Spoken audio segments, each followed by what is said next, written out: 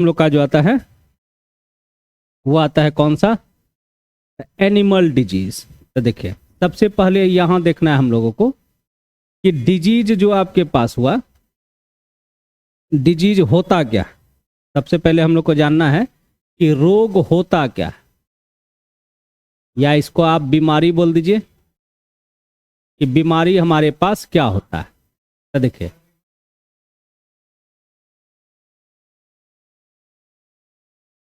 अच्छा ठीक है बता देंगे, ठीक है। तो देखिए रोग क्या होता है, रोग जब भी होगा आपका, ये हम लोग का तीन कंडीशन के ऊपर डिपेंड करता है, ठीक है। तीन कंडीशन के ऊपर, एक होता है शारीरिक,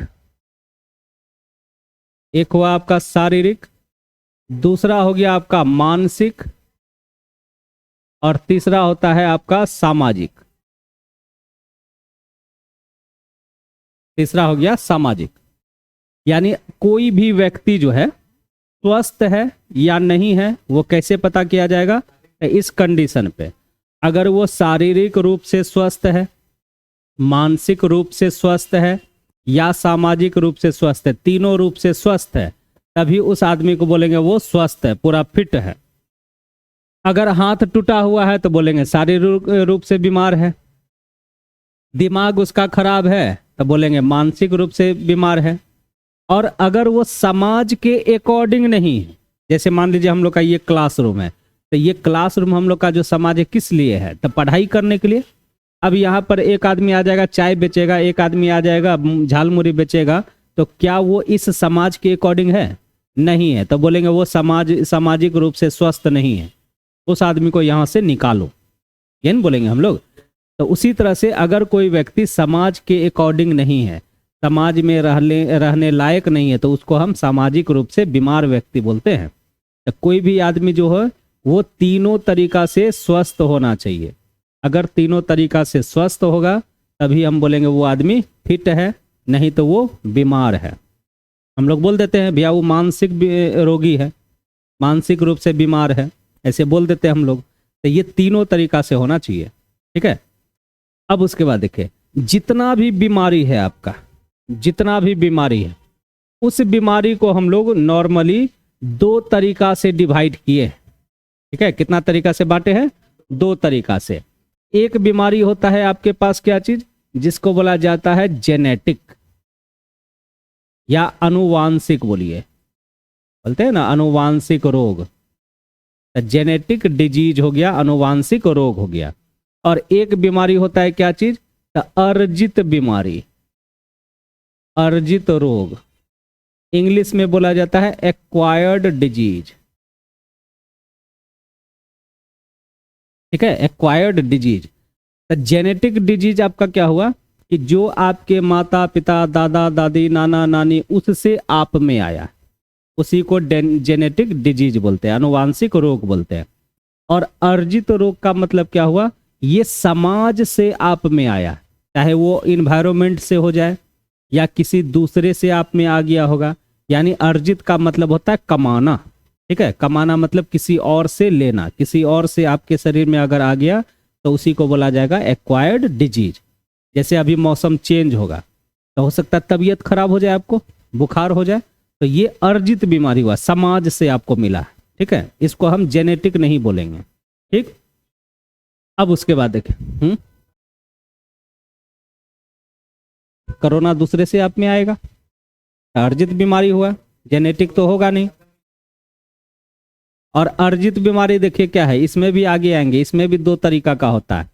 अर्जित बीमारी में भी आपका दो तरीका का है। एक होता है इनफेक्शियस, इनफेक्शियस का मतलब हो गया फैलने वाली बीमारी, संक्रामक रोग, ठीक है। हाँ, एक दूसरे से फैलेगा, जैसे कोरोना हो गया, आपको होगा आपसे दूसरे में हो जाएगा, ठीक है, इनफेक्शियस संक्रामक रोग। और एक होता है नॉन इनफेक्शियस, मतलब नहीं फैलेगा, ये नॉन इन्फेक्शियस, ये फैलने वाला नहीं है, आप में है बीमारी, आप मर गए, बीमारी खत्म, अब वो आपसे दूसरे में नहीं जाने वाला, तो उसको बोला जाता है नॉन इन्फेक्शियस। यानी ये असंक्रामक रोग है, किसी में फैलेगा नहीं। जैसे कैंसर आप में है तो आप ही के पास रहेगा, आप मर गए, कैंसर आपका खत्म, आपसे उसमें कैंसर नहीं जाएगा, नहीं।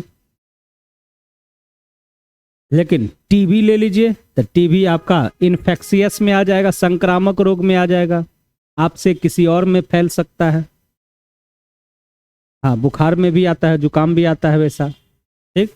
जैसे और आप ले लीजिए एड्स ले लीजिए, ये भी फैलने वाला है। क्या होता है आपका दो तरीका का है, एक है इन्फेक्शियस जो फैलेगा और एक हो गया नॉन इन्फेक्शियस जो नहीं फैलेगा, ठीक।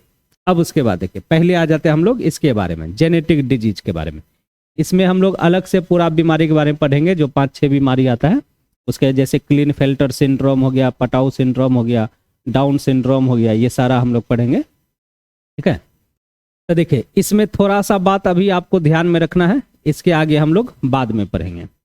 अनुवांशिक रोग किसको बोला जाएगा? तो वैसा रोग जो आपके माता पिता से आपको मिला है, तो उसी को अनुवांशिक रोग कहा जाएगा। और ये रोग होता कैसे है? तो जीन में या डीएनए में या क्रोमोसोम में, जिसको गुणसूत्र बोलते हैं, इसमें अगर गड़बड़ी हुआ तो उसी को हम बोलेंगे जेनेटिक डिजीज, अनुवांशिक रोग। तो अनुवांशिक रोग कब होगा? तो जब जीन में या डीएनए में या फिर क्रोमोसोम में गड़बड़ी होगा तभी होता है, ऐसे नहीं होता, ठीक है। क्योंकि आपका जीन डीएनए क्रोमोसोम कहाँ से मिलेगा? तो आपके मम्मी पापा से मिलेगा, किसी और से तो मिलने वाला है नहीं। तो उसी में गड़बड़ी होगा तभी आपके पास वो बीमारी होता है, दूसरा वो कभी नहीं होगा, ठीक है। बाकी इसमें हम लोग आगे डिटेल उसका करेंगे। नहीं नहीं नहीं, ठीक है। अब उसके बाद देखिए, अब यहाँ पर जो हम लोग एग्जाम यहाँ जो पढ़ेंगे, तो यहाँ पर जितना भी बीमारी आएगा, कुछ बीमारी फैलने वाला बीमारी भी आएगा, कुछ बीमारी जो फैलेगा नहीं, आप में है तो आप ही में रहेगा, वो आगे फैलेगा नहीं, ठीक।